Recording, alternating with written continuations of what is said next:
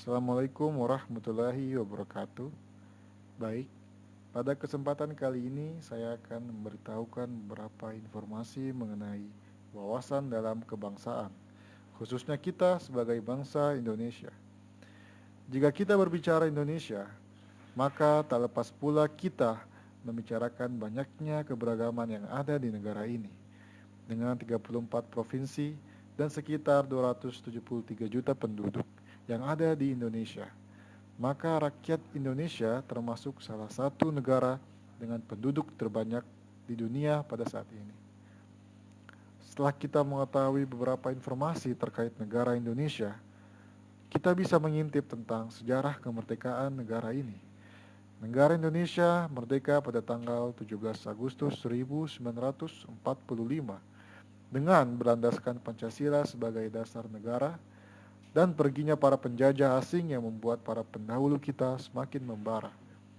Untuk memerdekakan negara Indonesia, setelah bangsa ini merdeka, bangsa Indonesia telah beberapa kali masuki era-era baru dari masa Orde Lama, Orde Baru, sampai dengan reformasi yang sempat membuat onar dunia dengan krisis moneternya. Nah, apa yang dimaksud dengan wawasan kebangsaan? Secara singkat, wawasan kebangsaan adalah sudut pandang bangsa Indonesia tentang NKRI dan lingkungannya yang mengutamakan persatuan dan kesatuan untuk bermasyarakat, berbangsa, dan bernegara.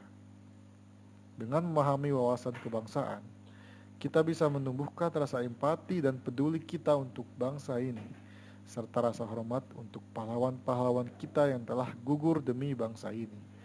Namun, seiring dengan berkembangnya zaman, dari waktu ke waktu, para generasi muda sekarang ini menurut saya sudah minim yang benar-benar menaruh respek untuk negara kita tercinta ini. Contoh kasusnya ialah seringnya kita melanggar dasar-dasar hukum yang ada di negeri ini. Menurut saya, menuruti hukum adalah salah satu bentuk dari bela negara dan peduli pada leluhur. Kita menuruti hukum ada tujuannya, ialah untuk menjadi tertib. Dan contoh lainnya, ada juga berita yang menayangkan beberapa oknum yang sudah kehilangan respek pada Pancasila, salah satu dasar negara kita yang telah pahlawan-pahlawan kita susun dengan keringat mereka yang penuh dengan harapan agar bangsanya nanti bisa lebih baik lagi ke depannya.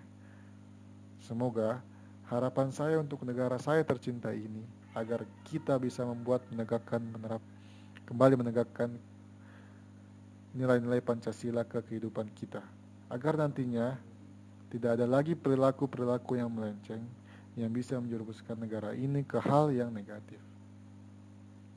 Lalu menurut saya ada beberapa tokoh yang bisa kita contoh dalam membela negaranya. Yang pertama ada Ibu Pujiastuti, seorang wanita yang pernah menjabat sebagai Menteri Kelautan dan Perikanan negara Indonesia. Beliau dengan tegas membela negara Indonesia di garis terdepan dengan membentuk sifat tegas pada negara ini, di mana beliau melibas habis para mafia-mafia laut yang ada di teritori Indonesia dengan metodenya sendiri. Kedua, ada Bapak Prabowo Subianto yang juga berani melawan siapapun demi negaranya sendiri. Beliau memiliki taring seperti singa sehingga banyak ditakuti oleh negara lain. Dan yang terakhir menurut saya adalah Bapak Rocky Gerung, di mana beliau berani bersuara dengan pikiran yang logis. Jika ada yang menurutnya dia menyeleneh atau tidak sesuai, maka beliau berani memperbaikinya, dan sehingga menurut saya beliau termasuk orang yang tegas membela negaranya. Mungkin sekian video ini saya buat. Jika ada kurangnya itu dari diri saya sendiri, dan jika ada lebihnya itu datang dari Allah Subhanahu wa taala, Tuhan Maha Esa. Saya Yawi Hafid Sarwikasya, angkatan 21, kelompok 2, pamit undur diri. Terima kasih.